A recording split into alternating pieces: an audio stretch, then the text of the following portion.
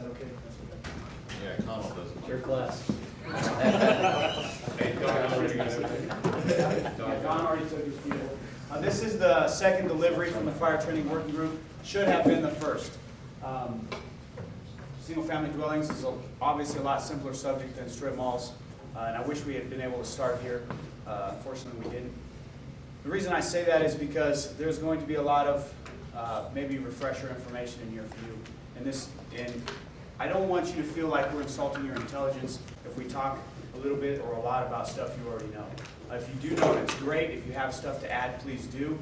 We have had some pretty good interaction in the building construction portion amongst the groups from people who actually have a lot of good information and knowledge. So if you have some information that we don't, please throw it out there. Otherwise, don't feel insulted because this was built for rookies all the way up through captains. So it does have some good, valuable information. Another important point is we're not going to get all the way through this class. Unfortunately, it's like a 2.5-hour presentation that we have to squeeze into an hour and a half. And we're going to really race through some of the stuff. And at the end, we're going to cut it off. And hopefully you're going to leave here wishing we had been able to go through the rest of it. Hopefully you don't leave here saying this was a big waste of time. That being said, we have had a couple people who really didn't want to be here. So they made it pretty well known. Over the course of 3 days, only a couple of people. And it really, if you're that person, please keep your comments to yourself if you're going to make it difficult on us, because it really disrupts the rest of the class. So that being said, we're going to get started. We're going to spend a lot of time on building construction. Lastly, if you have to use the restroom, just go. We're not going to break, and we won't single you out over there. Building construction, we're going to cover a tiny bit of fire behavior. We don't have too much time. We're going to spend a little bit of time on incident priorities and strategy, and we're not even going to touch tactics today. So, but this PowerPoint will be on the on the website, the training website, and it will probably be in June's monthly training if you want to follow up, because there's going to be a lot of stuff that you miss at the end and even in the middle. So, if you find it interesting, please go back to it. Okay, building construction, lightweight platform, conventional boom frame, void spaces. That may or may not mean anything to you. Hopefully when we're done, you'll understand the difference between them and what's going on.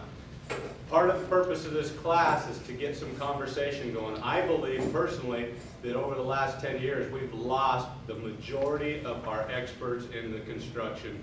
And in the next 10 years, we're going to lose almost the rest of them. Unless we start passing some of this stuff down, unless we start teaching, it's the nature of our society. Your dads didn't teach some of the newer guys. I don't know how else to put it, but a lot of the younger guys didn't have these experiences because they weren't able to go out and get these types of jobs, or they didn't work with their parents, or whatever it is, we're losing it. So that's our goal, is to get some conversation going and help you to understand we're barely going to scratch the surface of construction, and yet we're still going to give you a lot of information to think about. Throughout my career, I've really been told by a lot of different people over the course of 14 years that everything in Las Vegas is lightweight. I'm sure some of you have heard that comment before and maybe even believe that.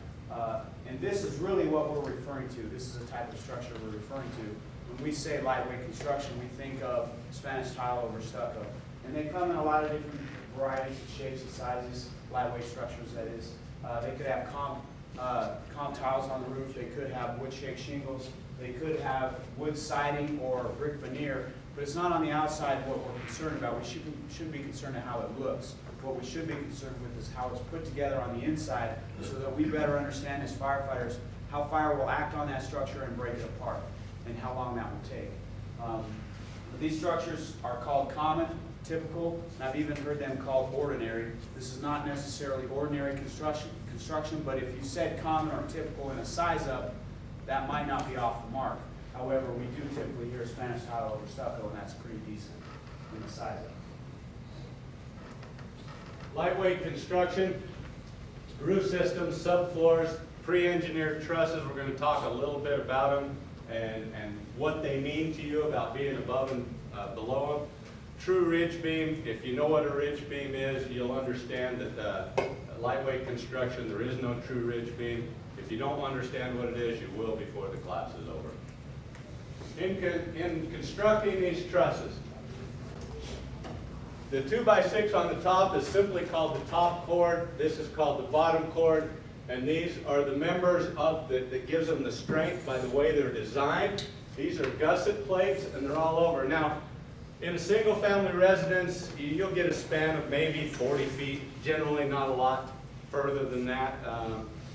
Every once in a while it'll be further. The further the span, meaning how far across the bottom cord is, the higher the peak is. There's a ratio there, you know, depending on your pitch and everything, and that's where it gets its strength.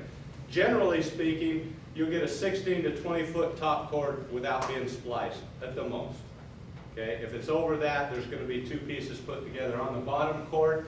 If it's going very far, generally you're not going to have a longer span or run of one piece of wood that's 12 to 14 foot before it's spliced. The wood itself is strong. With the gusset plates, the way they're coming in and everything, that's what gives us its strength. The gusset plates are the metal pieces, and they're pressed down on it on each side. 3/8 inch into it, 1/4 inch to 1/2 inch, depending on the gusset plate, how it's manufactured and made, but that's not very much. Not very much penetration into that. Now, they can be compromised even before there's ever fire. But if you get a fire in the house and it just heats up the attic, you can compromise those. That metal will expand, it will pop out, you'll have problems. You look at this particular truss, you got a gusset plate, but it's already on a bend. You got 5 pieces coming in and it's already on a bend. Tom likes to talk about one where he saw an attic access of an AG Spanos building. You go up that second floor landing and you go up through the attic access, the scuttle hatch, and go up top. Well, it's open on both sides if they've lost the top, which they always have, mostly the top and bottom. But he talks about the 2x4 that comes along that's twisted 6 inches. Well, all you need is a 1-inch twist on this cord, and we know in Las Vegas it dries out. But if that warps just a little bit, it's going to pop that gusset out before you've ever even got onto it. The only reason it's staying together is because of the other members. It gets straight in the sheeting and the nailing. There's also going to be some pieces of wood that go down, catwalks they call them, some structural pieces that are nailed onto it, and then your sheetrock or whatever nailing pattern, they get strength from all of those things. So it'll hold together, but all it takes is a little bit of heat to compromise that before you go. The reason we're telling you all this is because you need to know that's above you, or when you get up on it, that it's not a given, even if the fire ain't in it, it's not a given that it's still structurally sound, because it's dependent on those plates and those things to hold it together. This is a gang nail plate. It's an older style of gusset plate. It's got nails right in here. Even though they call those nails, it's nothing more than a staple, single leg staple. The old style nail guns were very thin material. It's also got metal that goes into it like a gusset plate. Also, originally when they first came out with those, a lot of people would make their own trusses, have them engineered, and they'd make them and then take a piece of plywood and cut and nail it into it. Now that's a lot stronger because you got a piece of wood and you got deeper penetration with your nails and everything, and they last a little bit better, but you're not going to run into a lot of them, maybe a few custom homes. What's important to remember about lightweight trusses is it's not the size of the lumber, the 2x4s or 2x6s sometimes you'll see in lightweight trusses. It's not the size of the lumber that is the weakness, but it's the connection. It's the gusset plate, the gang nail plate, and sometimes even glue that's holding them together. So that's what we have to concern ourselves, not the size of the lumber.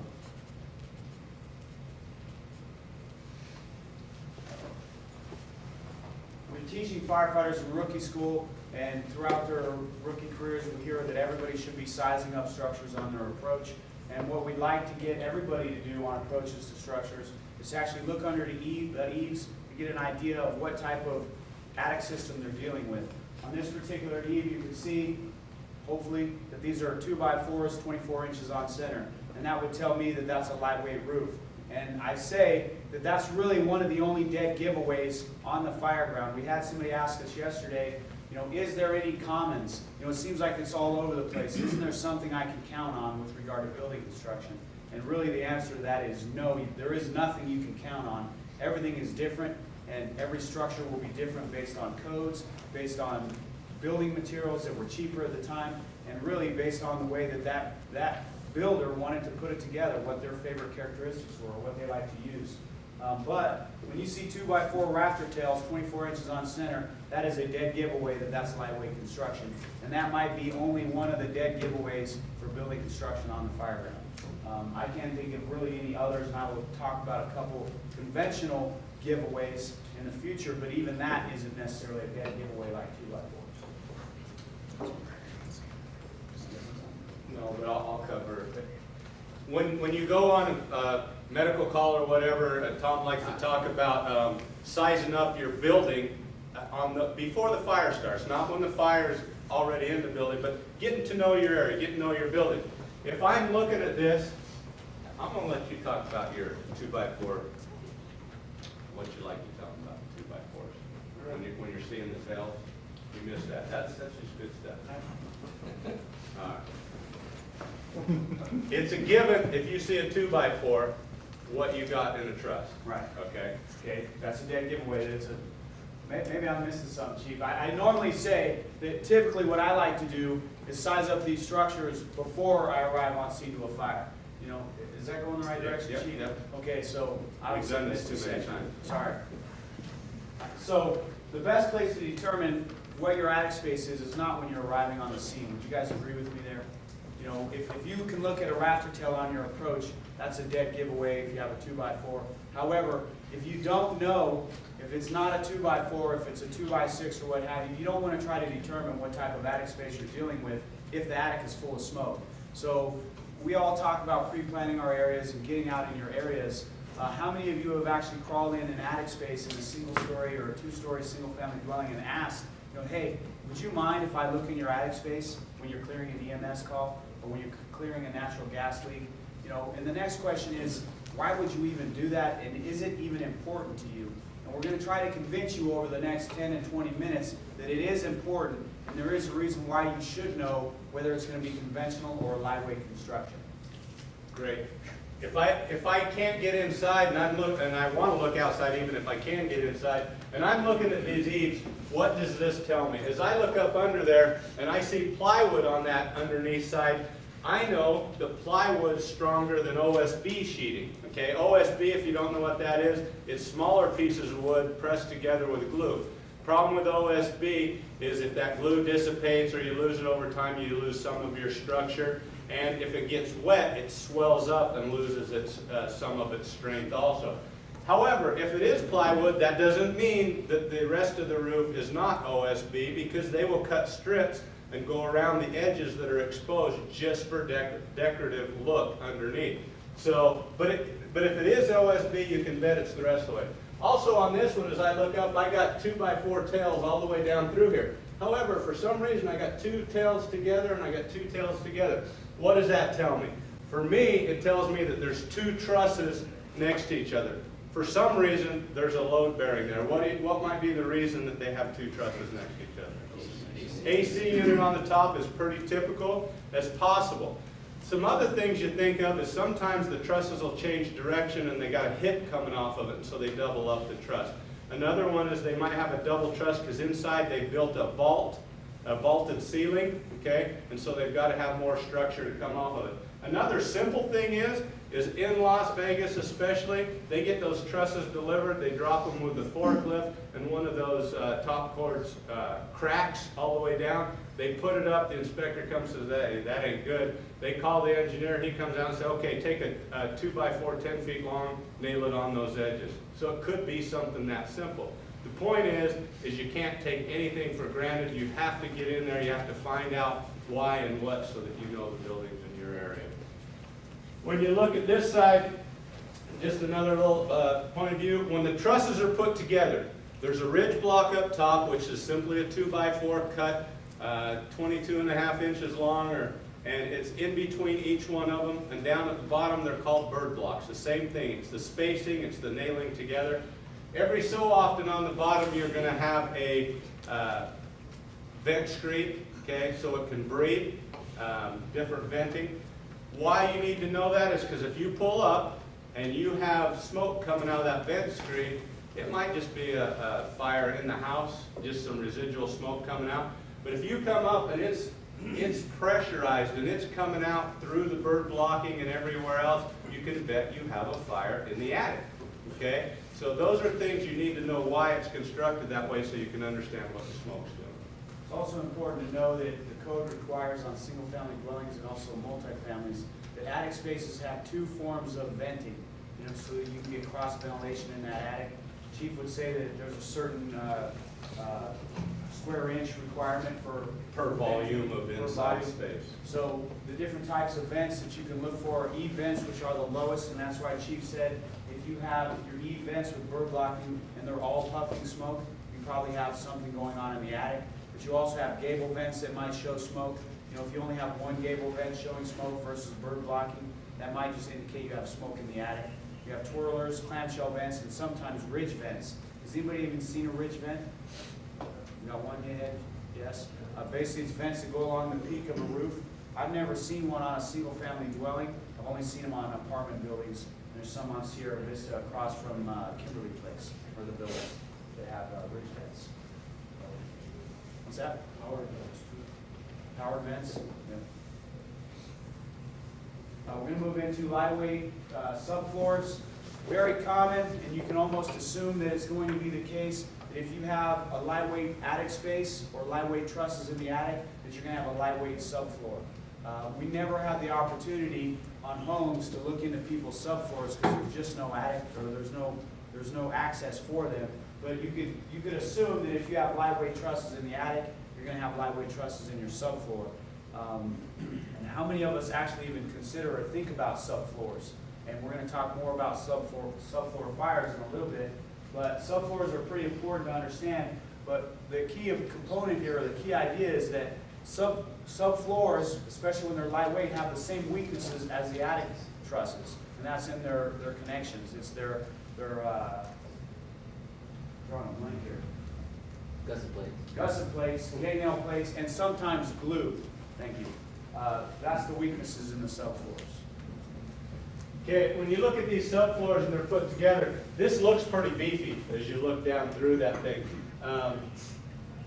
There's a lot of pieces of wood in here, and the gusset plates gives them their strength. They also get strength from the nailing patterns in the wood. Now you got OSB on top, and anybody knows OSB or regular plywood, and if the nail gun set too heavy, it penetrates. You don't get as good a holding power as you want to. These boards right here, 2x4s going down, or for strength. There's some on the bottom that are called catwalks. They give them strength. The problem comes in is, ideally, when it's inspected, it's at its strongest point, and then the AC guy comes in and the plumbing guy comes in, and they cut those pieces out so they can run their stuff through. Now, it's already compromised before you got there. Now you got a bathroom upstairs, or plumbing coming through, and it's been leaking for 3 years, and that OSB is swollen up all around it, and it's basically, you put your foot on it, you're going to go through it. So all of those things come into play. Also, be aware how these are built. Now, if I got a 2x4 laying flat across 2 sawhorses and I stand on it, it's going to break. If I turn that up on side, it's a lot stronger, right? I got 3.5. And they started doing that more. They'll run their top and bottom cord, all of them upright, and then they can eliminate some of the inside of the web and have even less wood in there because they got more strength on that stuff, and it gives it more room to go through. So all of those things are things to consider when you're doing that. Albert's laughing because I probably fell through one, huh? No? I told you the nail went off, you did, and I fell off it. But you got to look at how they're constructed because this is ideal. And then you start thinking about them twisting and warping and popping, and then you get a little bit of heat up into there, and then you've got an issue going on. These silent floor trusses, I-beam trusses, they call them different things. When they first made them, 2x4 on top, 2x4 on the bottom, and a pretty good piece of plywood in the middle, and they were replacing some other trusses. They seemed pretty good. And then they came along with plywood 1.5 inches thick by 3 inches wide to cut down on the wood and to use different. And then they started using OSB. So they've been compromised, a lot more glue in them. These hangers, they hang over the top. They're nailed at the top and they're nailed into the sides of these I-beams, the structural parts of them. The problem is if I'm nailing into a 2x4, I got pretty good density, I got pretty good holding power. If I'm nailing into the side of a piece of plywood, it's layers, right from the start, I don't have very good holding power, but then you lose some of the structural, whether it be water or heat from the glue and all that. I'm compromising, and that hanger is only 16 gauge, 14, 18 gauge, somewhere in there. So it gets heated up, it'll twist and warp and compromise also. So those are your weak points. That's what you need to know, is they're weak points, and that's where it's going to give on you, maybe even before you get up in there. Now, these TGIs, or wooden I-beams, are very well documented as being the weakest structural member on the fire ground. So if you have these in your homes that are in your areas, you should know that they're in there. If possible, know that this tract of homes has TGIs in the subfloors or has TGIs in the attic space. I've never seen them in a single-story or two-story single-family dwelling. I'm sure they're in subfloors. I've never seen one, but I know that they're in there, obviously, because of this picture here. But it's very well documented that they're the weakest member, and the reason is they're glued together. Your stem is glued together, it's OSB, we all know how that works, it's very thin OSB at that, and then the OSB itself is glued into tracks or grooves that are cut into 2x4 or sometimes even 2x3s. So it's all just glued together. And typically what I've seen, especially on commercial fires where I've seen them, is the stem burns out and you're left with the bottom and top cord, but the stem burns away relatively quickly. So in these particular members, they're extremely weak, and if you Google search them, you would see that they're even engineering them now with huge holes cut in the center of them about mid-span. And the reason why they do that is to run your utilities through them. Like you can see, obviously they cut holes for plumbing, but back in the background you can see you have HVAC ducting. They will cut holes big enough to get your HVAC ducting through them, and they're engineered that way. So where is their strength? I was told by an engineer who was assessing a structure, a commercial structure, that had a fire in with TGIs. He said the strength is in the ends, like the last 4 to 6 feet near the load-bearing walls where they're connected. So if you lose any portion of that stem, that entire truss is obviously going to fail, or is not even holding up weight after it's failed.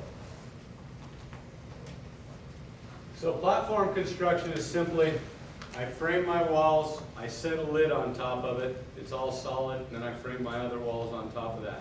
What that means to you guys is platform construction helps you slow down the fire from spreading up vertically.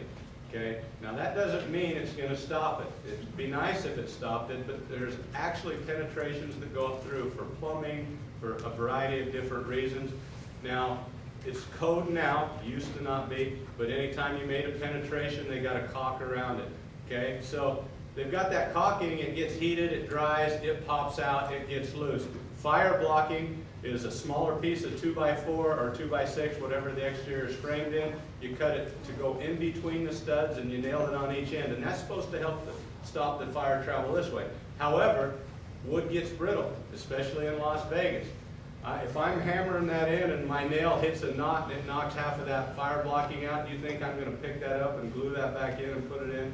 No, most of them just go on. So if you're chasing fire, know that while platform is going to help you, it's not going to stop it. If you can't figure out where it's at and you can still smell it, there's a good chance it's got up into some of them penetrations and moved throughout the structure through those. Obviously, right now, we're not necessarily talking about room and content type fires. We're talking about structure fires or fire infrastructure. But the idea with platform is that if fire gets in a wall or a channel, it's going to have a ton of obstructions before it makes its way to the attic space. That's the idea, that it's going to slow down fire. And they don't do that necessarily for our benefit. Nothing in the construction industry is done for our benefit. It's done for their benefit to save time and money.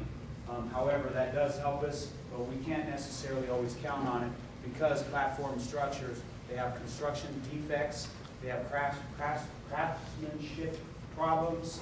Ooh, that was a tough word. And then they also have voids within them that will act like balloon frame structures, and we're going to talk about those in a little bit. Just a couple more examples of how platform construction is constructed to give you a better idea. One structure built on top of another. You want to think about how it's constructed. If you can, go to a building that's under construction. Look at your different members and the thicknesses. See how the corner is thicker over a doorway, over the windows. That will give you strength. You can count on those things to be have a little more strength. On a doorway, depending on the span, it can be anywhere from a 4x6 to a 4x14. cut a header over that doorway. But also keep in mind, you think a solid piece and it's going to stop everything, but there's a lot of homes that are 2x6 construction, yet it's still a 4x piece of material for the header. So what they do is they slide it to one side or the other and they fur the rest out so it's the same size as the rest of the wall when they sheetrock it. What that does is if you put that piece on the top and the bottom to fur it out, it leaves a void space down the middle. So now my fire's traveled up the wall, it's went across the window and down and into the other side. So even though you open it from one side, it looks like it's solid and it couldn't have moved across there because there's no gatoring, it did on the back side because it went through a void space. Did I miss something? You want to go over this one at all? That was kind of the same thing. What's nice about this picture, it just gives you a feel for how fire travels up and how many open spaces are up in construction. The building's built straight up and the fire can travel pretty easily, just looking at that picture. Fire blocking is what this example is. It's there to help you, so it will slow it down. But you look at this corner channel. How corners are built, sometimes when one wall comes into the other, it might be 3 or 4 studs next to each other. It might be a channel, which is 3 studs, one's laying flat, the other 2 are on each end, and that's what it nails into. That's important to you, and there's also L channels. The reason the corners are built out is so you have something to nail to when you do your sheetrock or whatever you're attaching to it. However, you can have a channel built into those corners. It looks like from your side that it's solid wood and it wouldn't be running up there, but behind that, the fire could have ran right up in that channel because it's a void space. Now, we pretty much summed up, in a nutshell, lightweight construction. I'm sure we can talk for hours if we want to go more in depth. We're going to switch gears and talk about conventional platform construction, which is much different, built much differently than lightweight. And then we're going to try to convince you why there's a difference and why it really matters. But unlike lightweight construction that uses geometric shapes and gusset plates for strength, conventional construction uses the size of the lumber and the on-center spacing to support the given load. So unlike lightweight construction that's relying on small pieces of lumber, conventional, on the other hand, is relying on the size of the lumber to support the weight. And for example, if you had a 2x4 conventional structure, which I've never seen one, but I have been told that they do exist, probably not here in Vegas, then as an example, they would have 16 inches on center. They would replace 16 inches on center versus a 2x6 that might be spaced a little farther apart and a 4x4 that would be even farther apart. But the importance here is that even if it's a 2x4, the weakness in that system is the 2x4 and how fast or rapidly the fire would burn through that 2x4. Unlike a lightweight truss, where the 2x4 is not the weakness, but it's the connection holding it together. So that gives you an idea of the difference between conventional and lightweight. And also in conventional platform construction, there will be a true ridge beam. We're going to talk about that here in just a second. In this diagram, which I think illustrates pretty well the difference or the example of a ridge beam and how it's nailed together with a rafter, what they do, they call this cut and stack if you've heard of it. You have a ridge beam that's supported on each end by a gable wall or some other supporting member, and it could also be supported in the middle by a load-bearing wall or by a column. But they place the ridge beam in place, and then they bring in the rafters and cut them on site to fit the application. So they call that cut and stack, and they basically stack them on the wall and then nail them into place. While conventional framing gives you your strength in the size of your lumber and everything, it also in the fasteners. They don't, generally when they fasten these together, they use 16 penny nails when you're doing bigger lumber. 16 penny nails anywhere from 3 to 3.5 inches. The diameter is pretty big. If it came out of a nail gun as opposed to hammering it by hand, it's a little bit smaller. But it gets good penetration, at least 1.5 inches or better when you have a 16 penny nail. So the fasteners are much better. Now when you're attaching something to that lumber, if you're sheeting or 1x6s or whatever you're attaching, when you attach that, you're going to use 8 penny or 10 penny nails, which is also great. You're going to get 1.5 inches penetration, fastening other parts, and get nailing patterns. However, you can have conventional framing now and staples. Since they come out with staples, they don't go as deep because they got 2 legs right next to each other, and they get credit for the penetration of both of those. and they get credit. They're glued together, so when they go in the gun, they stay together and feed, but they also get some structural, some stability from the glue that holds that staple in also. Okay, so don't think that because it's conventional that you may have a long nail or not, because if it's newer, it'll be a little bit different. This is another good illustration, I think, of how a conventional structure is put together. It gives you a good idea of how it's all assembled and nailed together. You have your true ridge beam at the top, then you have your rafters that overhang and give you your rafter tails, which you should also be able to look and see underneath the eaves. And then they're connected together at the bottom by a ceiling joist. And they're all nailed together, and again, your weakness is not your connections at your 3 points, but it's going to be somewhere in the middle where your smallest member is and how quickly that fire will burn through that member. Now, Albert, this is going to be your favorite part of the class, but this is why, in fact, the fire service has got the idea that the peak is the safest place to walk because of these true ridge beams. So I'm sure you have all heard that if you're going to travel a roof, you should travel on the peak. But think about the difference between this conventional construction and the lightweight construction that doesn't have a true ridge beam. The lightweight construction is actually a bunch of trusses that have a nailing block at the top that holds them all together versus this true ridge beam. If there was a fire in this particular attic space, when it was all said and done, more than likely that ridge beam would still be standing and so would the rafters. We're going to show you pictures of that in a little while. However, if you think about all the attic fires you've been on, when fire enters an attic space, it immediately will run up regardless of where it enters, and it will travel to the ceiling and then travel to the peak, and then it will burn horizontally across that peak until it reaches the outside gable walls or some other obstruction, at which point it will start banking down. And depending on how fast we get to that attic fire, we may get to it before full attic involvement. If it is full attic involvement, then you would probably have alligatoring throughout, with the exception of maybe on your ceiling joists would still be clear, especially if they had insulation covering them. However, if you stopped at some way midpoint, you would see that all of your alligatoring is contained at the peak of the roof. So if you think about that, you have a ton of alligatoring at the peak of the roof, and we're going to show you some pictures. And if we're dealing with a lightweight truss that has gusset plates at the peak, how safe is that peak to be walking? You know, and again, it's situational and where you want to put yourself on a roof, but our SOP has changed recently to say that we shouldn't be walking peaks and we should be walking the eave lines. And again, you know, obviously that's for debate, Albert. Me and Albert have gone round and round about that. Sorry to keep singling you out, Al. It's all right. But either way, it's debatable. But on lightweight roofs, the peak is definitely not the safest place to be walking. You know, and if it is, then that's debatable. Could you give me the other half of the story, though? Yeah. Not here. Yeah, not here. Not here. Sorry, Al. He brings up some very valid points. How's that? Let's go back to that one. One of the things I want you to consider, though, is that's not the end all. Because it's built conventional, it's a lot stronger, you feel a little safer. Look at that space up there. Anybody that has a conventional built attic, they've loaded that up. They've got everything in. Now you got to consider your fire load. So if it's got up in there, yeah, it may be stronger, but it may have burned a lot hotter, burned a lot longer because of the fire load that's up in there. Now, with that being said, I don't want you to discount that fire load in an open web truss, because I've been in a ton of them where they went up in and cut some of the webs out, threw some plywood up there, and they store stuff up in there. And those are going to compromise very, very quickly also. So just keep your fire load in mind as well as the construction. I think that I owe Albert, I do have to go there. I think I owe you. The concern is, if you're not walking on the peak, where are you walking?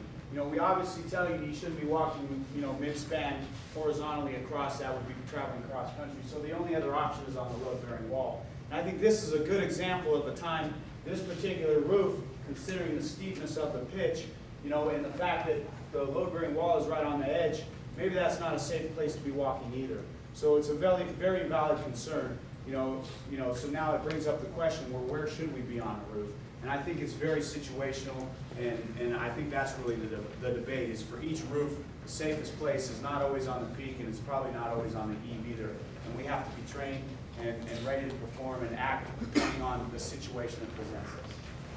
This next picture shows us some conventional framing, and I like it simply because this doesn't look very deep. Down in this garage, it can't be more than 25 feet deep. yet they've got 2x8s or 2x10s up here, but because of the span, they've got a center beam going down it, and that's supporting it. So with the conventional framing, your lumber isn't going to go very long distances because they get a lot more warping and twisting in that bigger, bulkier lumber.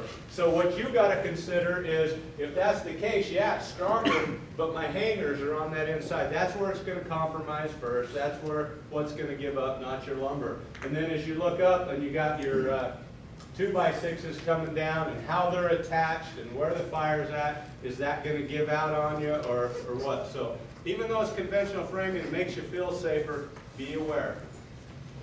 Now again, on approach as a firefighter or up through the ranks, if you approach this structure, it'd be very easy to see that this has some pretty significant lumber making up the trusses. These in fact are, or I guess you can't even call those trusses, these are actually rafters because it is a conventional roof. These are 2x8s or 2x10s as compared to the 2x4s. So if I approach this roof, the idea is that it would be very easy to tell that this is conventional. And I said earlier that the only dead giveaway is 2x4s, 24 inches on center. Well, wouldn't this be a dead giveaway that this is conventional? It might be. For this particular roof, maybe because of the age. But they are building a lot of structures now to duplicate the look of the older style. So I have actually lost a $20 bet recently when I walked up to a structure that was newer, and I should have known right away, but I said, that's conventional. Somebody else said, no, it's not, I'll put a 20 on it. And we got in the attic space, and sure enough, they were basically scabbed in, and they ended about 6 inches inside of the interior wall, so in the attic space. So that's really not even a dead giveaway, and that's why I would only count on the 2x4s, 24 inches on center being a dead giveaway.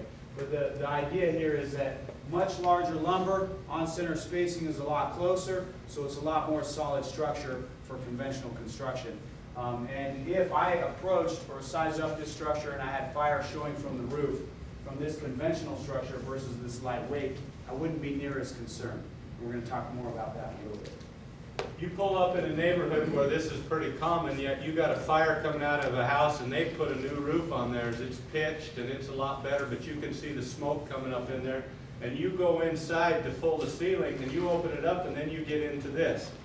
Does that create a problem? It's created a problem for a lot of people, because what's happened, instead of it being a whole new roof, what they've done is they've gone on top and they've built another roof on top of it.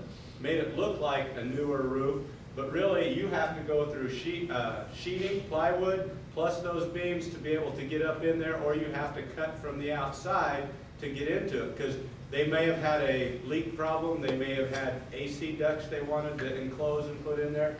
But if it's this way in the rest of the neighborhood, and you got one that's different, don't think that, very seldom that the roof burned off and they came in and rebuilt it that way. Usually it's a second roof.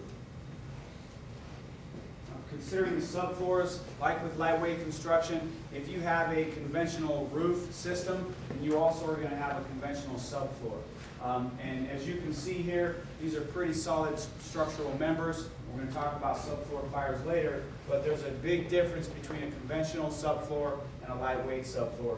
And most times the conventional subfloor, the subfloor member will be much larger than that of the roof member. And the reason is because of load. It's carrying a lot heavier load, and that load is everything above it on the second floor and higher. So it's a lot larger member, and it's usually pretty stout. And there's very little room for fire to build and grow and travel inside of a conventional subfloor versus that of a lightweight subfloor.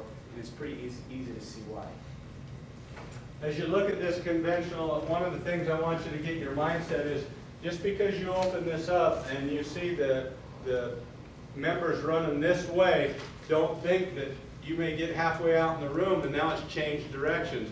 And the reason being, again, is the span, they can't go as far possibly, or they may need, this wall's closer together, but the rest of them are going this way. So they put a hanger beam on this side, a support beam, and then they've moved over a foot and put another one so that they could run the ducting all the way down. So what I'm saying is the fire may have not traveled this way, it may have traveled the other way inside that ceiling, so you might have to pull more of it down. There's no given that it's going to stay going one direction, especially in conventional framing. So we're gonna move into wood shake, and the big debate or conversation that we like to have is conventional or lightweight. Does anybody want to take a stab? Is it gonna be conventional or lightweight construction? Lightweight. Lightweight? Conventional.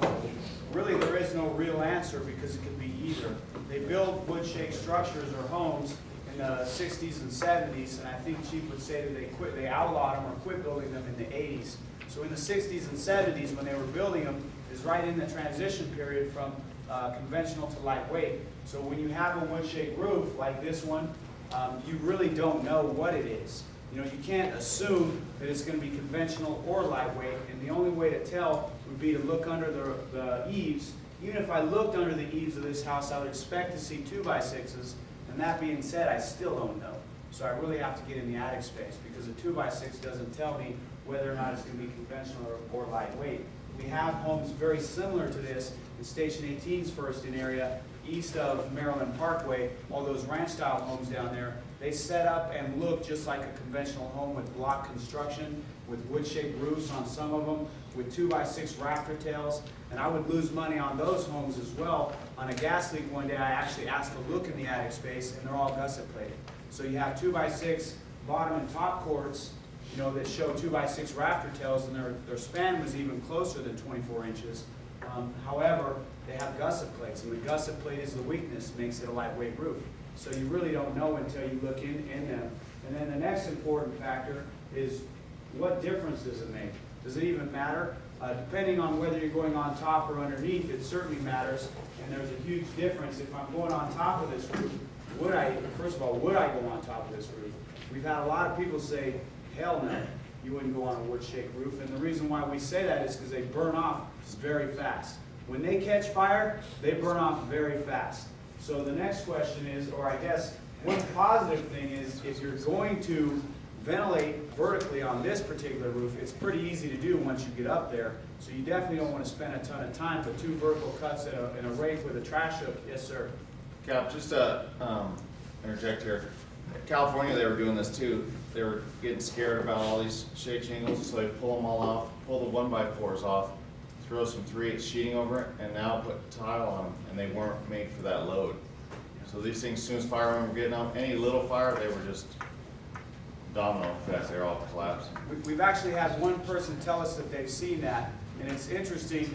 You know, most wood shake neighborhoods are being transitioned to some other type of a roof. And I'm glad you brought that up, because, I mean, if it used to be a wood shake neighborhood, there is no telling how that roof is going to be constructed.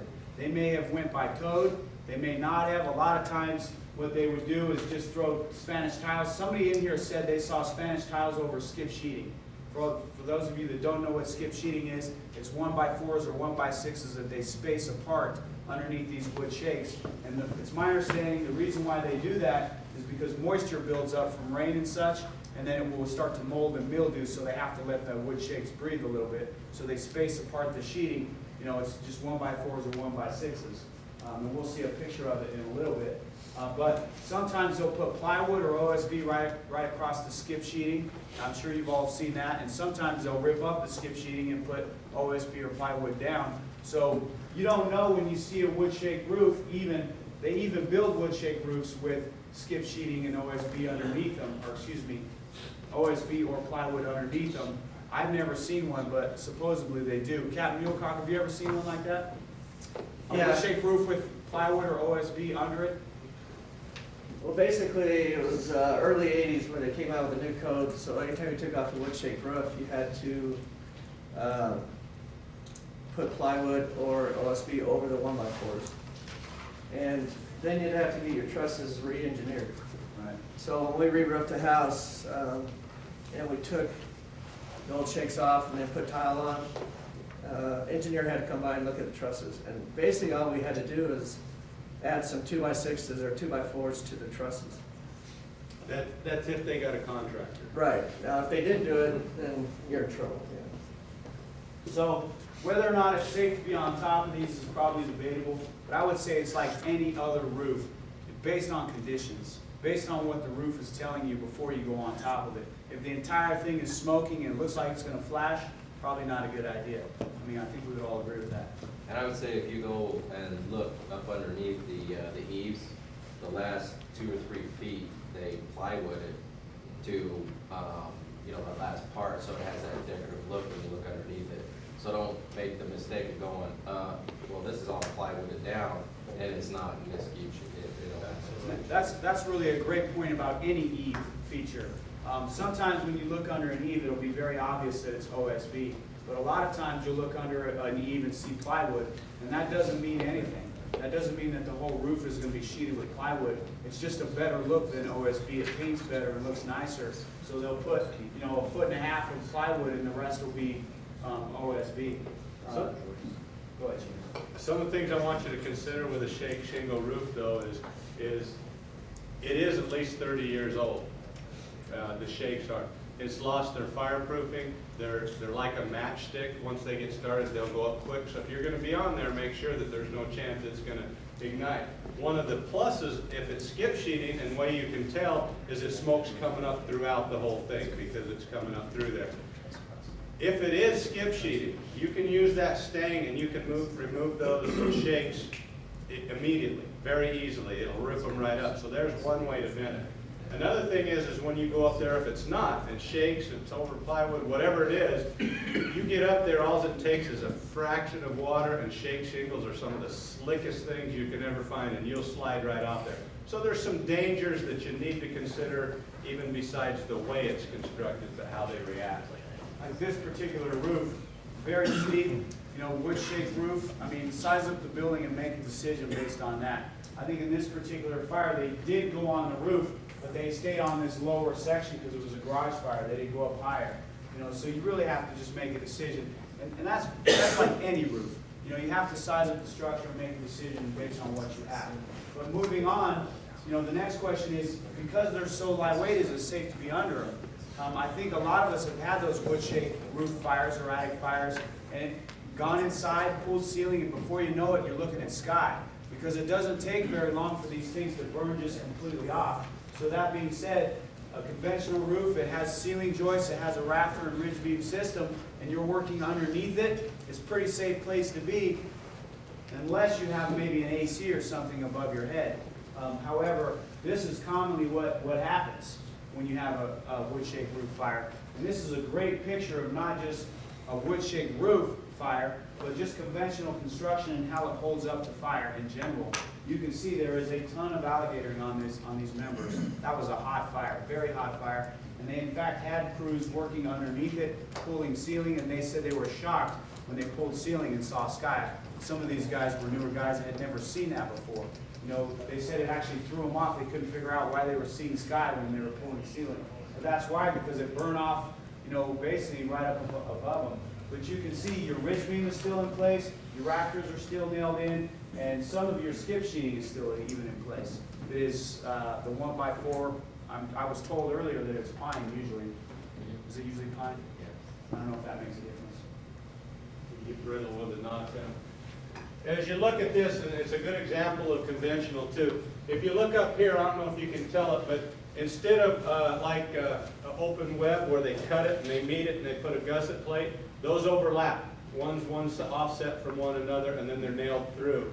And then every so often that they've got a 2x6 going across that's nailed in there to help hold that peak together. Same principle applies down at the bottom on this bottom cord. It's sitting on there to support your ceiling, but it's also nailed into the tails of those rafters, and that's what's holding it together. So think about your fire. Think about what it burnt. If it burnt those bottom cords, is there any chance that if, with any weight up top, those ends can kick out? It's possible. So be aware of that when you're going up into those. This is another good example of the thicknesses. It depends on the span that it's running to determine how thick it is. This side looks like maybe 2x6, 2x8. This side over here is thicker, probably a 2x10 over there. We're thinking that there's a bearing wall right here, and then it must be over a room, and then it's vaulted down over it, so that's why it's a wider span. But you can see, you can have a variety of them hooked together, just depending on the span that they're going over. Any more questions or comments about wood shake before we move on? So addressing the comment that everything in Las Vegas is lightweight, if you work in any one of these stations, and we've had several people tell us, hey, my station's not up there, and we have a lot of conventional in my area. There's at least a tract of homes in your area that is conventional. And it's a big difference. You know, and what is that difference? Well, I'd like to tell you that it's time, and that's really not, you know, based on what I know. I have very limited experience. You know, I mean, a handful of fires, a dozen or whatever, is not enough to tell me, but I have been told by a lot of senior people to me that there's a big time value. You know, you have a lot more time given the same amount of involvement, and that translates to acceptable level of aggression given the same circumstances or the same amount of fire presenting. You know, if you have the same amount of fire presenting through the roof, let's say, on a conventional structure versus lightweight, you have more time than conventional, and it is actually science. About a year ago, our training staff put out in the monthly training the Underwriters Laboratory Study. Some of us have seen it, some of us haven't, but it is on the training website, I believe, and it's attached as a link to this PowerPoint. It will be on there. They basically burned a whole bunch of structures inside of a laboratory. They burned floor assemblies and they burned roof assemblies, and everything being the same, everything was consistent, the fire load and everything was consistent. They had scientific measuring tools and everything, and they timed it, and for a 2x6 joist and rafter conventional roof system was 38 minutes from ignition to failure.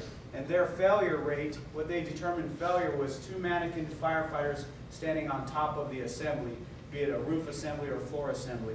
And when them firefighters fell in, that was the end of the drill. That was the end of the test or time. So for 2x6s, conventional system was 38 minutes. For a metal gusset truss roof, which was lightweight, was 23 minutes and 10 seconds. And I don't know if it matters, but a captain in the previous class pointed out that he had watched the videos, and for the rafter joist system, the firefighters on the rafter joist system had tipped over. You know, basically they tipped in, and probably because the sheeting had burned out, and they called the end of the drill. For the metal gusset truss roof, it was full failure, and they fell completely into the roof, or into the attic space. So I would consider that a pretty significant difference in time.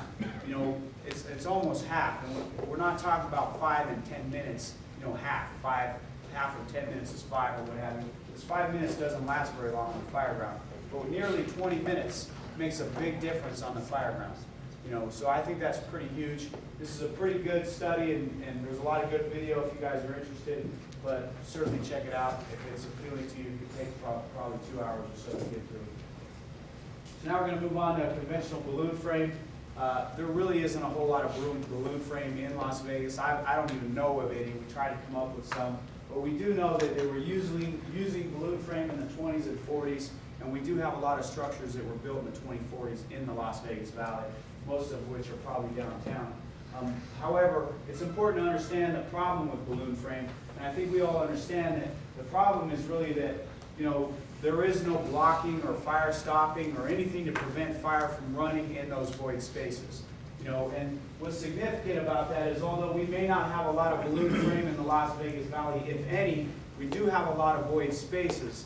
And some of those void spaces, or many of them, are identical to balloon frame, and some of them act just like balloon frame voids. And we're going to talk about those next.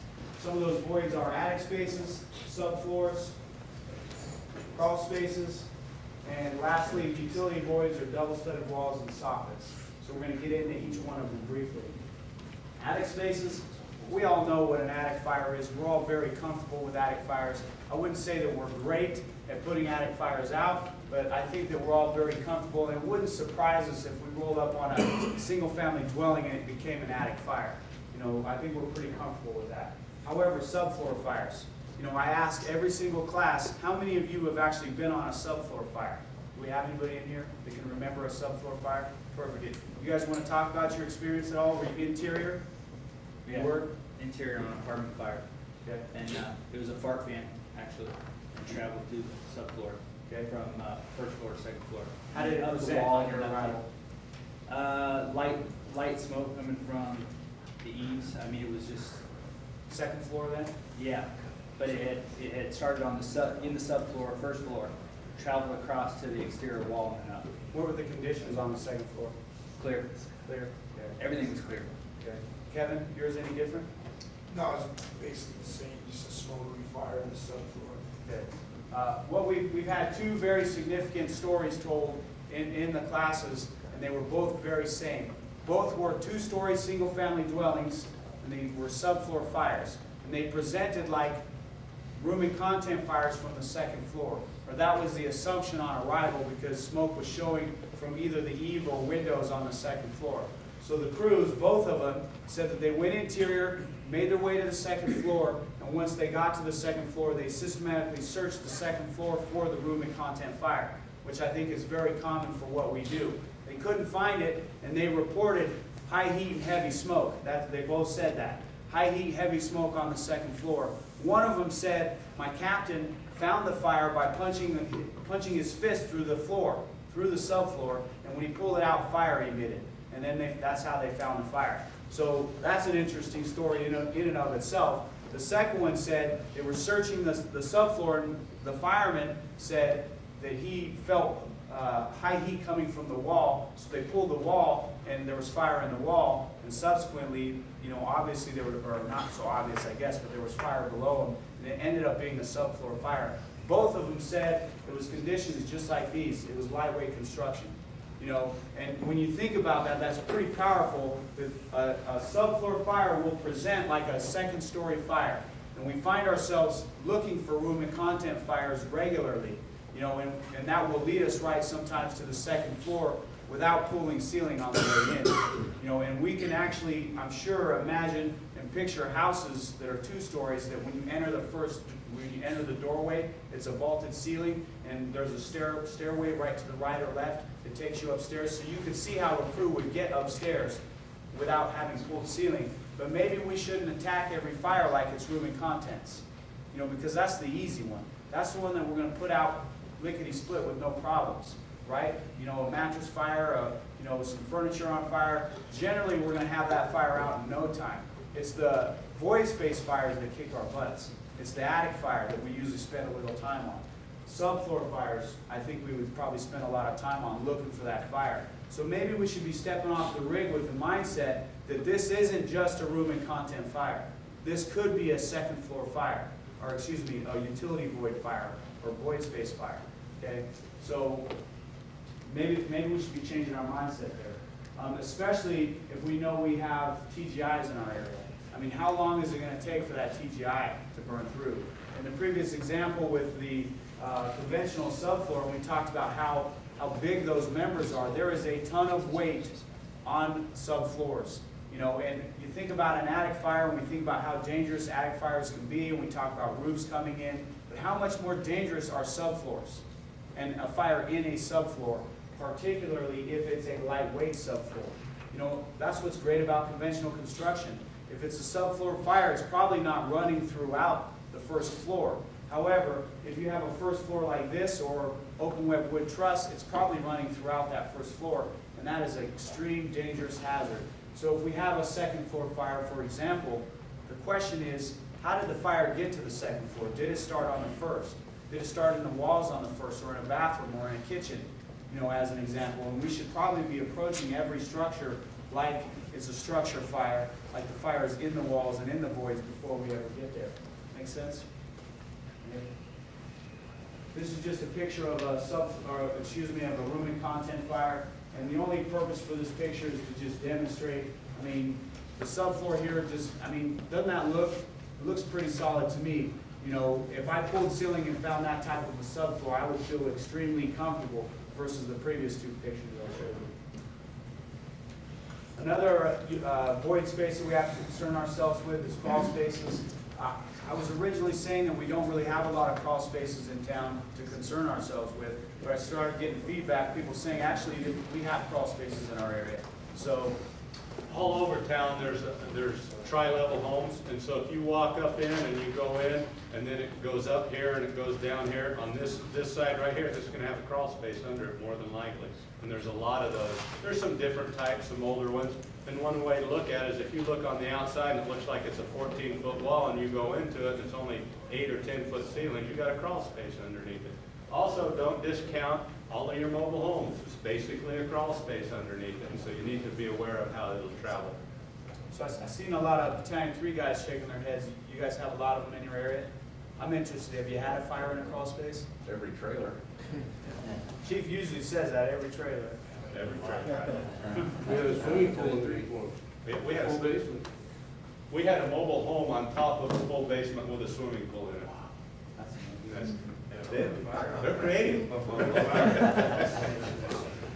So subfloors, you should be able to pick them out from the street, you know, you should be able to do a 360 and realize that there is a subfloor or a crawl space. And usually vents are gonna be showing smoke, I would imagine, if you had some type of fire in one. But basically, it's gonna act just like a subfloor fire. If you have fire below you, you have the chance of the floor falling out from underneath you. And even though it's not as big of a space, it's potentially a drop from the second floor to the first floor, but you know, I don't want to be stuck in a crawl space that's on fire, that's for sure. So we need to be cognizant of what's in our first area. Next, I believe double-studded walls are probably, I wouldn't say that they're a huge life safety concern, but it's definitely a concern on fires.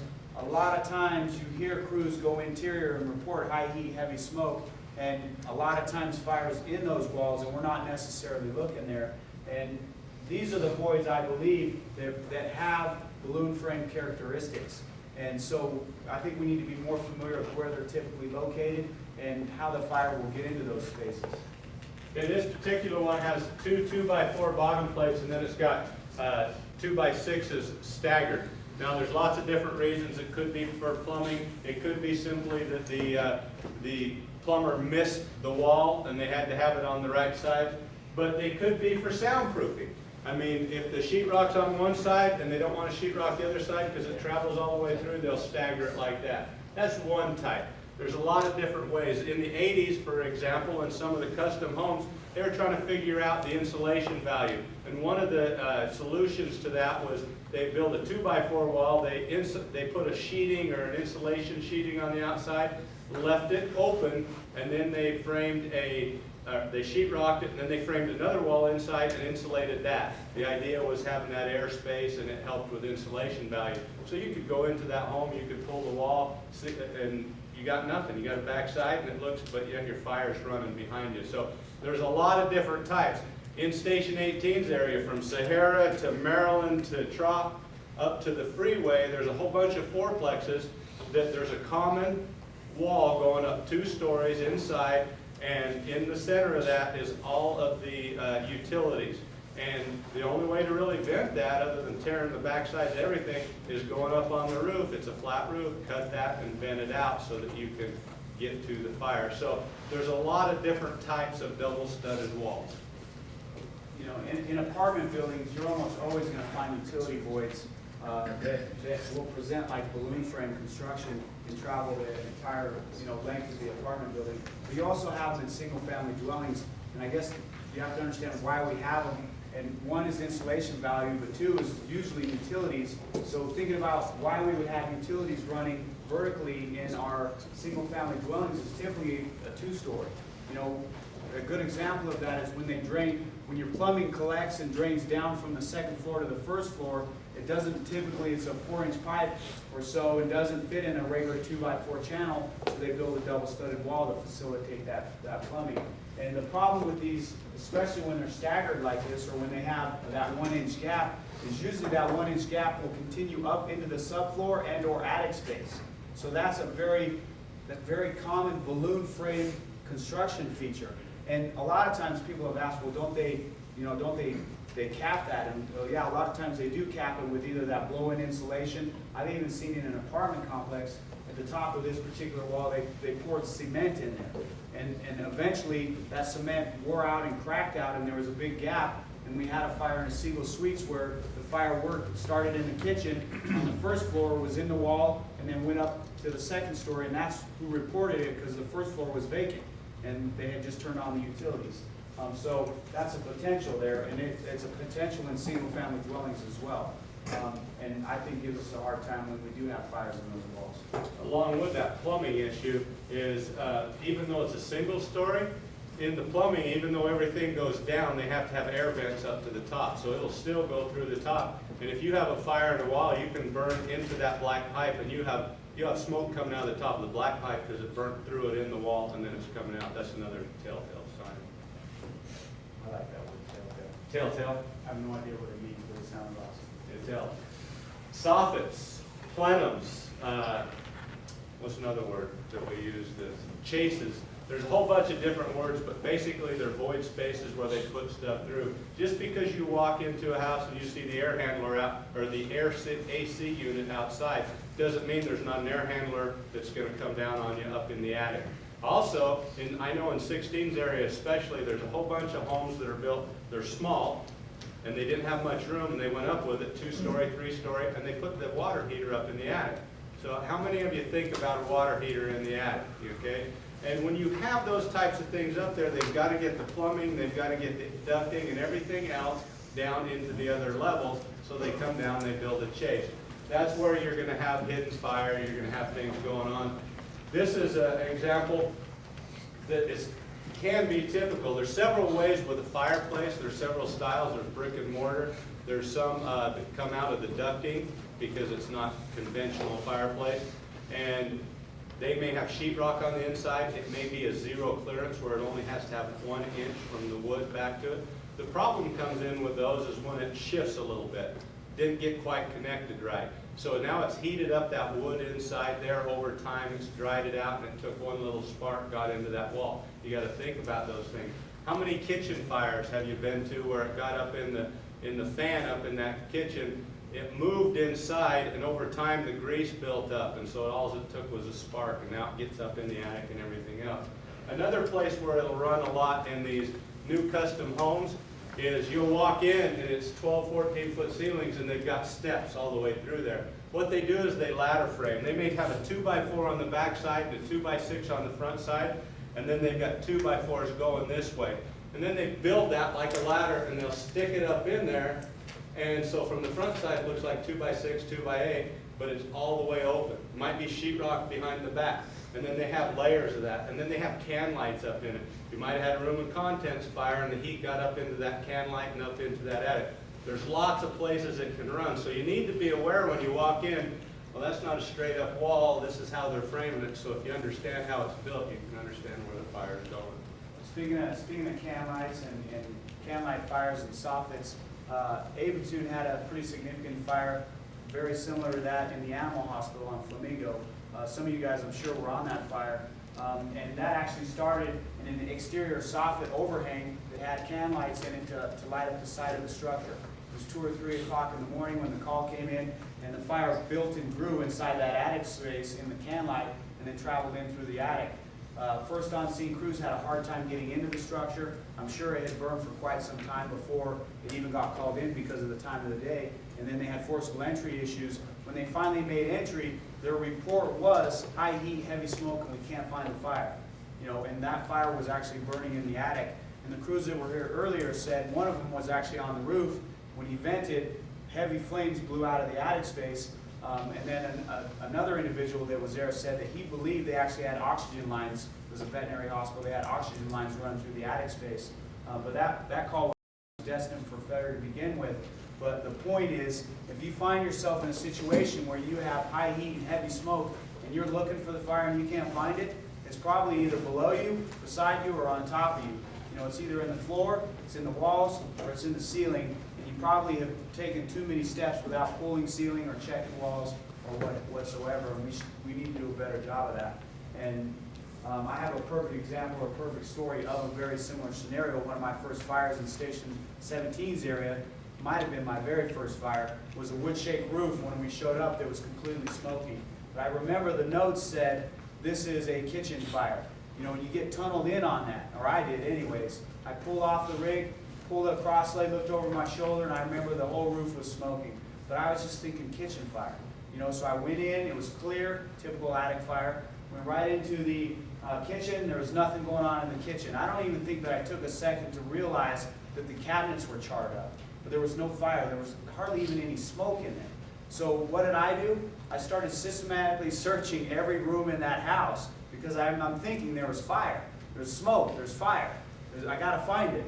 So when I got done searching every room in the house, I think we made our way back out to the center hallway right where the entryway was, and me and my senior fireman looked at each other and said, oh shit. And we pulled a little ceiling, and that was the time when we pulled ceiling and saw sky above us. because in the short period of time, I'm sure it was 3 or 4 minutes, it took us to search that whole house, that whole roof had burned off, because it was a wood-shaped roof. So it's a perfect example. We all can laugh, and I can laugh at myself and say how dumb was I. To even go further into that story, Station 14 was right behind us, and they came in, and this is Robin Perry and John Mesa, who I highly respect. These guys had 20 years on these, are senior firemen. They came up to me and said, "Damn, Touchstone, you got some balls." I'm like, "That's right, I got balls." I thought that was pretty cool at that time, but I look back on it, and what I think Robin was telling me was, "You're a dumbass. Why didn't you pull ceiling to begin with?" I don't know, I was dumb. I had 2 years on, didn't know any better. But that's a perfect example of we need to be pulling ceiling, and we teach that in rookie schools. Pull ceiling, pull ceiling. At the end of rookie school, if you don't pull ceiling on your last burn, it might be an interview and you might get fired. I mean, that's how serious it is. But when we hit the floor, we get so excited about getting in there and getting that fire because, one guy, one 2-year fireman the other day said it's a race. It's a race to get to the fire, because you want to be the guy that puts out the fire. And everybody wants to be there and do it, but we got to remember the basics. We got to, especially when we're, thinking about subfloor fires particularly.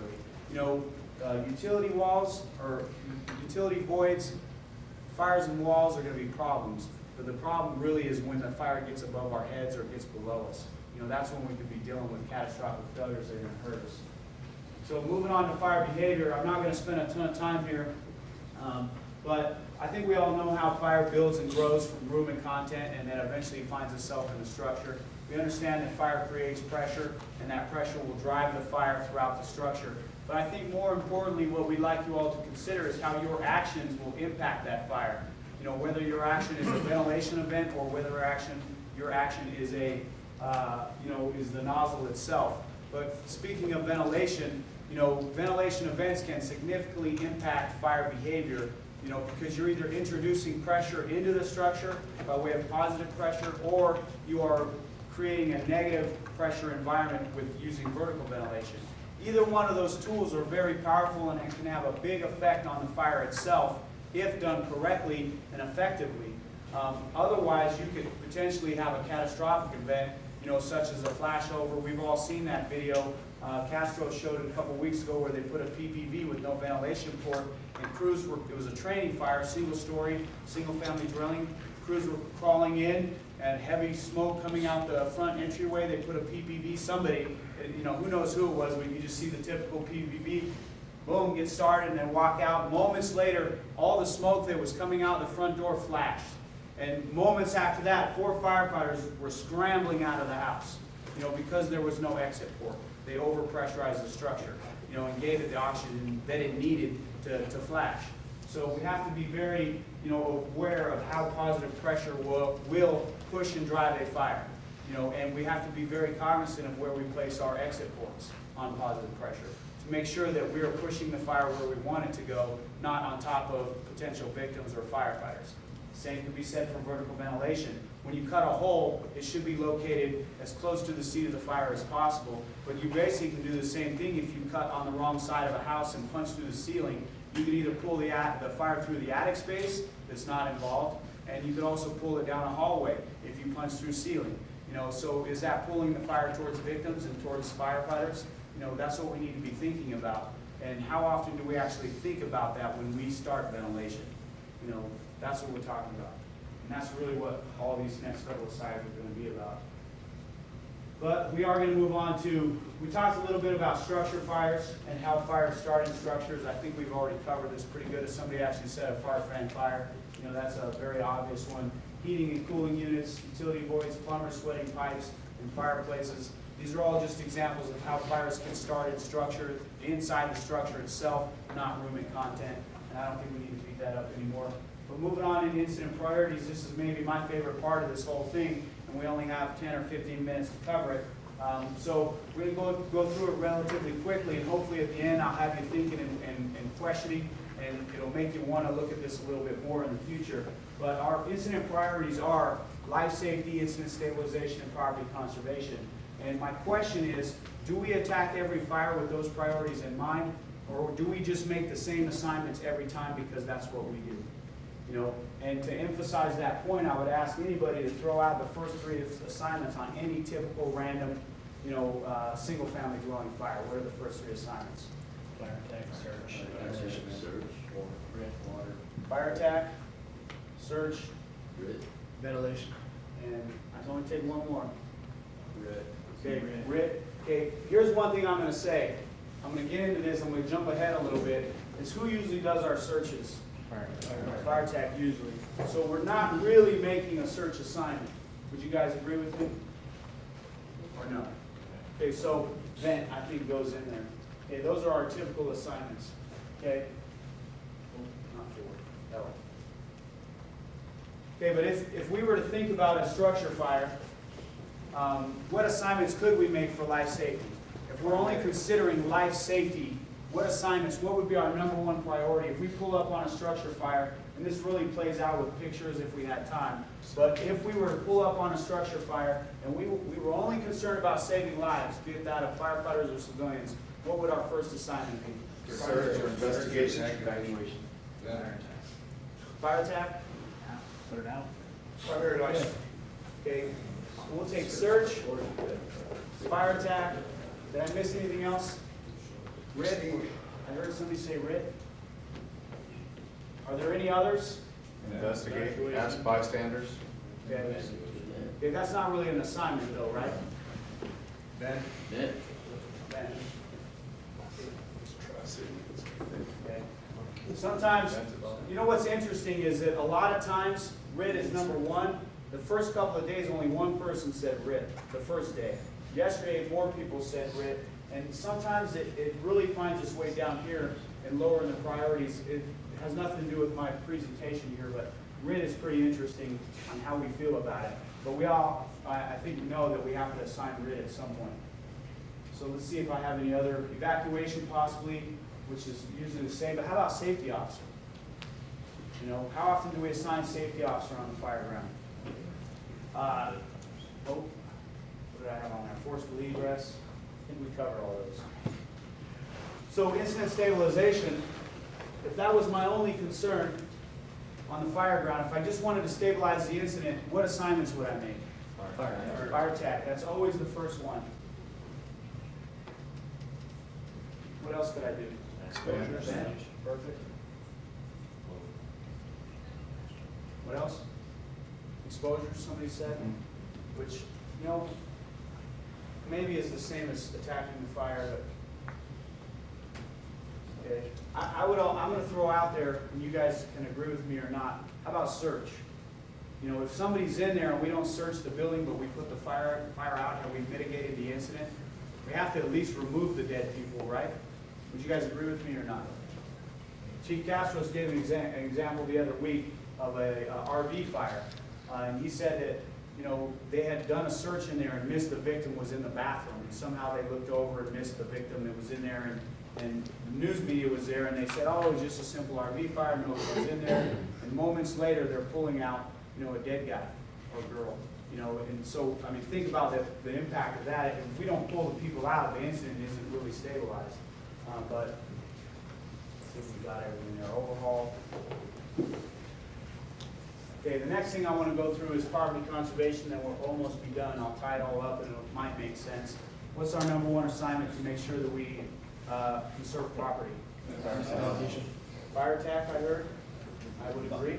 Ventilation. Ventilation, I would agree. And salvage. Okay, now where am I going with all this? Fire attack is at the top of all these, and it always is. And that's an assignment we always make on it. Every fire we make the fire attack assignment. But how about search? So I'm going to ask you, how timely are our primary searches? Considering we're here to save lives and property. How timely are our primary searches? And to emphasize my point, who usually does fire or search? We all said it's usually fire attack. And can I ask you, and I'm sure the answers would vary, but if you just want to throw them out there, when does fire attack usually do primary search? After they knock the fire down. You know, and I've got answers all over the place, and I've had people, no, we do searches from the, okay, maybe you do, you know, but in general, people have said and Chief is my witness, people have said it's always fire attack after they knock the fire down. And I guess the question is, why is that happening? And if it's our number one priority, why are we putting the fire out and then conducting a primary search? And I'm going to tie up some more things here in a minute. Ventilation is also very important. Made it to the top 3 assignments. But how often do we allow an engineer to place a fan and call it good for ventilation? I think we're getting better as a department at thinking about ventilation. I really think we are in the last 5 years. We've come a long ways. I think everybody can agree on that. And whether or not you think that vertical ventilation is necessary, or if you hate vertical ventilation, regardless, ventilation is more than just placing a fan. And it means a lot when considering life safety, incident stabilization, and property conservation. That's why it made the top of these lists. I would argue that it's probably more important. It probably should be up here. I would argue that. But it's very important. Okay, and I think we generally make the ventilation assignment, but a lot of times we're happy with an engineer placing a PVB, and we call that ventilation. And my next one is salvage. If we look at our jobs as we're here to protect life and then property, and I have a great salvage story of a home where, you know, it was an attic fire, and we went in and we pulled ceiling and we cut the roof. And in the end, we did some salvage, but it was after, because it was an attic fire, everything was already pulled, you know, and there's a lot of water. So we covered a lot of wet stuff that had insulation on it. And I thought we did a terrible job. And this homeowner was out of town in Japan. And I'm sure if I asked you right now, how all do you think we do it with salvage? Pretty bad. Everybody says we're pretty bad at it. Whether or not you think it's necessary or not, I don't know. You know, that's debatable, but we're here to protect life and property. You know, that's our job. We're professionals. That's our profession. So this particular homeowner was out of town in Japan, but we went back 2 days later because I got to cut the roof and I wanted pictures. You know, and when I got there were people there. And there was a Connex box, and they were bringing stuff out of the structure. And I was like, ooh, we already pulled up. It's not like we can just leave. They saw us. You know, so we walked over, and I'm like, oh, we're going to get it. You know, because I thought we really destroyed their house. We did. We cut a whole bunch of holes. Every piece of ceiling was down on top of every piece of furniture. And the lady actually said, as she's carrying out pictures, you guys are so awesome. You saved all of our stuff, or you saved these pictures, or this, that. And I was like, ooh, I'm surprised that she said that. And the reason why I was surprised is because I thought we did a bad job, but she was happy that we saved something. You know, and that really drove in my mind that they don't care about the house. They don't care that we cut the roof apart or pull all the ceiling or ruin their carpet. What they care about is their valuables. You know, people care about their valuables.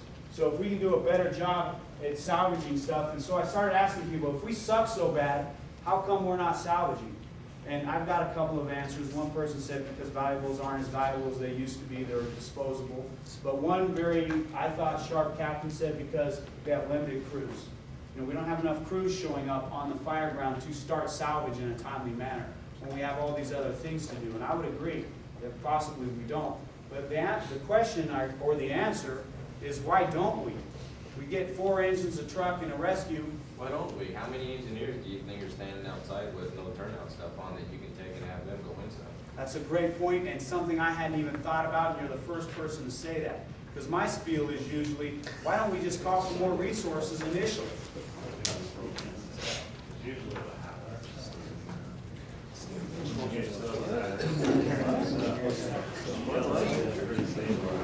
Stuff down here. He's making a pretty valid point. We don't slow the incident down, because usually we pull up, you make the fire attack, you get everything pretty well under control, and things aren't going anywhere. And instead of doing salvage, everyone's in a hurry to either pull a bunch of ceiling down and check for things, but you know that the probability is pretty low.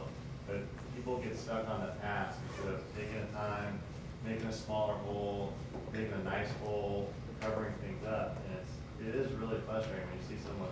I've seen some people, not on our fire department, but I've seen someone actually literally tear an entire roof, an entire attic off for a little tiny attic fire.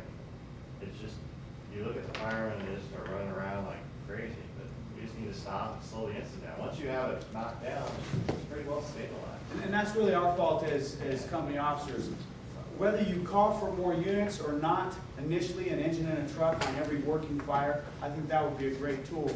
But the other thing is, fire attack, we could all probably agree that fire attack usually goes in with 4 firefighters and 1 captain. That's usually how we set it up. Would you guys agree with me on that? I mean, sometimes it's gonna be 2 firefighters and a captain, but generally, you know, the first in captain passes fire attack to the second in guy, and he takes in 4 firefighters. That's usually how it happens, at least in Station 18's area, and most people have agreed with me on that. So you got 4 firefighters. Usually what those 4 firefighters are racing to do is get to the fire first, you know, and that's not necessarily their fault, you know, but that's usually what happens. And it's funny that you said that, because you've been on a long time, Steve, but I had a 2-year guy say the same thing 2 days ago. He said, us firefighters are in such a hurry, and it seems like it's so chaotic, you know, and maybe part of the problem is communication, because we're making fire attack. If I ask the captain what I expect of you, if I'm the incident commander and I assign you to fire attack, Jeff, what do you think I expect you to do? Go in, you have accountability, you're gonna knock it down. Go in and Start put the search. fire out. And then you're gonna think about everything else to Go do. everything else. fall Maybe right as behind it. incident commander, I should communicate to you, hey, engine 33, I want you to start fire attack, or your fire attack, but give me a primary search also. Because now he's gonna enter in with the idea that he needs to start his primary search. He's got 4 firemen. They don't all need to attack the fire. You know, 2 of them can start a primary search, or 2 of them could start salvage if that was more important than a primary. That's debatable. Probably had a lot to do with experience, because we were in the same boat. Absolutely. Some of the fires you talked about, I remember. You're really aggressive when you're younger. You're amped up, you're ready to do things, and you think everyone wants you to be, but it's not necessarily the best plan. Be aggressive, absolutely be aggressive on fire attack, be aggressive on ventilation. But keep in mind that once you have things under control, slow the incident down, and that's how we would do much better with the public as far as taking care of their stuff out. And there's nothing wrong with it, it's a lot safer too. I mean, we're no longer in a hurry, that's kind of what I've noticed. And I think it's learning when to be aggressive and not to be aggressive, and I was an idiot too. So. I really think that it's the captain's responsibility to take control of that interior environment, right? And make sure that we're doing if they're spraying too much water, hey, stop spraying so much water. Hey, why are you humping hose or standing behind the guy at the nozzle, start a search? You know, and really it's about communication. You know, we need to communicate better, and we need to think about the priorities that we have on the fire ground. You know, fire attack, search, ventilation, and salvage. We need to think more about them and how we can have a better impact, you know, on what's going on around us. And I could go on for days. I'm going to cut him off because this can be a longer class. We're trying to give you a lot of information. Our idea here is to give you some things to think about in all aspects of it. You're going to have some information on the training site next month, and then the follow-up is the BCs take you out and do multi-company training. We want this discussion to happen. We want the BCs to tell you what they expect of you when they assign you search or fire attack. We want you to discuss what you expect out of other crews when you're assigning them those things. We want you guys as firemen to start thinking more when you go into a building about salvage, whether it's closing doors as you go, whether it's tightening your hose, whether it's placing somebody so you're not tearing up the corners. There's so many different aspects of what we do. We want you to talk about the experiences you've had. We want you, even if those younger guys don't look like they're paying attention to them, tell them anyway. Tell them over and over so that they understand the experiences that you have so they can learn from those things. There's so much we have to offer to one another. We need to start talking and training each other about the fire and about our responsibility as professional firefighters, as Tommy said. I appreciate Tommy and his crew put this together. There's a lot of information. It will be on the website. Please go there and use it for your crews. Thanks for being here, and thanks for paying attention. Thank you.